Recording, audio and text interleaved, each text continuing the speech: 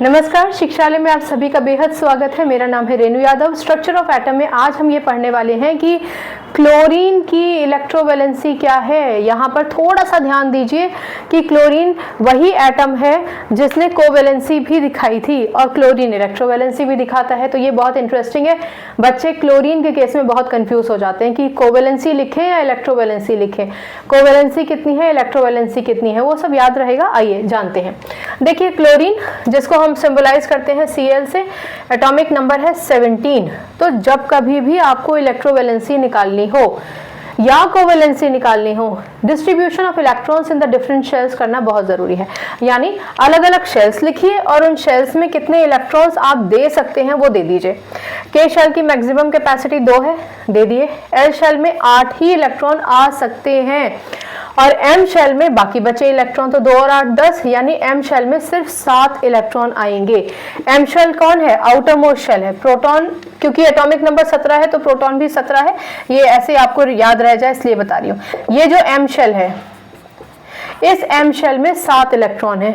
ठीक, स्टेबिलिटी के लिए कितने चाहिए होते हैं? 8।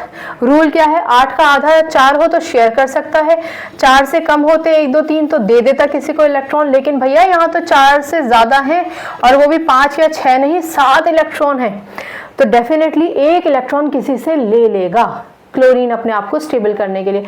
किससे लेगा वो जरूरी नहीं है। अभी क्लोरीन 1 इलेक्ट्रॉन ले रहा है बच्चों, क्योंकि क्लोरीन 1 इलेक्ट्रॉन ले रहा है, खुद में जोड़ रहा है, इसलिए हमने यहाँ पर प्लस लगाया है। अब क्योंकि क्लोरीन ने 1 इलेक्ट्रॉन लिया है, इसलिए उसके ऊपर 1 नेगेटिव चार्ज आएगा। पहले भी लेक्चर्स में मैंने आपको बताया है, इसकी जगह आप ऐसा भी लिखा देख सकते हैं। तो ये 1 जो है, अगर हम नहीं भी लिखते तभी भी हम मान के चलते हैं कि 1 है, भले यहाँ हो या फिर यहाँ हो। तो ये तो हो गया आपका क्लोरीन एटम, ठीक है ना। चलो, और ये क्या हो गया? ये हो गया chlorine ion, chlorine ion, particularly anion. ठीक, अच्छा, तो अब आपसे पूछा जाएगा कि ये बताइए इलेक्ट्रोवैलेंसी कितनी है। तो क्योंकि क्लोरीन को 1 इलेक्ट्रॉन की आवश्यकता थी, उसने 1 इलेक्ट्रॉन बाहर से लिया है, इसलिए उसकी इलेक्ट्रोवैलेंसी हो जाती है 1।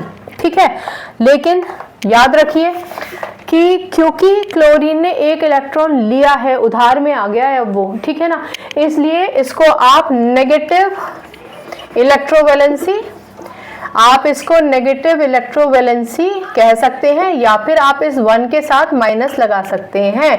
ठीक है ना। इसका मतलब ये हुआ कि क्लोरीन ने 1 इलेक्ट्रॉन लिया है।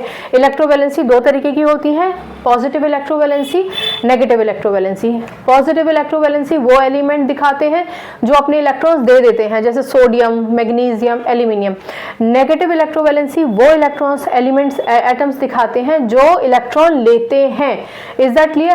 तो इसने इलेक्ट्रॉन लिया है, इसलिए इसकी वैलेंसी हो गई -1, इलेक्ट्रोवैलेंसी हो गई -1। जिस किसी से भी क्लोरीन 1 इलेक्ट्रॉन लेगा खुद को स्टेबल करने के लिए, उसके साथ जो बॉन्ड बनेगा वो कहलाया जाएगा इलेक्ट्रोवैलेंट बॉन्ड। दोबारा से सुनिए, जब कभी कोई एलिमेंट किसी से इलेक्ट्रॉन लेता है तो जिससे इलेक्ट्रॉन लेगा उसके साथ उसका जो बॉन्ड बनेगा वो कहलाया जाएगा इलेक्ट्रोवैलेंट बॉन्ड, राइट। और ये इलेक्ट्रॉन्स का लेन देन होता कहाँ है इसमें? ये कौन है? ये है आउटर मोस्ट शेल, ठीक है ना। और आउटर मोस्ट शेल को हम क्या कहते हैं? इसी को हम कहते हैं वैलेंस शेल, ठीक है। और कोई भी एटम 8 इलेक्ट्रॉन क्यों गेन करना चाहता है? क्योंकि वो स्टेबिलिटी गेन करना चाहता है। 8 इलेक्ट्रॉन के शेल के अलावा बाकी जितने भी शेल हैं उसमें कम से कम 8 इलेक्ट्रॉन होने चाहिए। स्टेबिलिटी गेन करना चाहता है या खुद को इनर्ट गैस कॉन्फ़िगरेशन देना चाहता है। Inert gases helium, neon, argon, krypton, ये सारे गैसेस स्टेबल होते हैं, सबके outermost shell completely filled होते हैं। तो आप ये भी कह सकते हैं कि अपना ऑक्टेट कंप्लीट करना चाहता है एटम, इसलिए उसने इलेक्ट्रॉन लिया। स्टेबिलिटी गेन करना चाहता है इसलिए उसने इलेक्ट्रॉन लिया, या फिर इनर्ट गैस कॉन्फ़िगरेशन अटेन करना चाहता है। ठीक है, तो इस छोटे से लेक्चर में आई होप मैंने आपको सब समझा दिया है। कोवैलेंसी से कंफ्यूज मत हो जाइएगा। आप चाहें तो कोवैलेंसी पे एक अलग lecture dedicated to chlorine covalency है, आप चाहें तो वो देख सकते हैं। और दोनों में अंतर देखिए, कोवैलेंसी भी क्लोरीन की 1 ही रहेगी और इलेक्ट्रोवैलेंसी भी 1 है। हालांकि -1 हम इसको लिख देते हैं कई बार, लेकिन दोनों में क्या अंतर है, कैसे आप डिफरेंशिएट करेंगे, उसके लिए कृपया करके अगर आप कंफ्यूजन क्लियर करना चाहते हैं तो वो लेक्चर आप देख सकते हैं। ठीक है, आज के लेक्चर में कोई प्रॉब्लम है तो मुझे पूछिएगा, अभी तक की केमिस्ट्री में कोई प्रॉब्लम है तो आप मुझसे पूछ सकते हैं। बाकी केमिस्ट्री से अपनी केमिस्ट्री अच्छी बनाइए, शिक्षा ले आइए।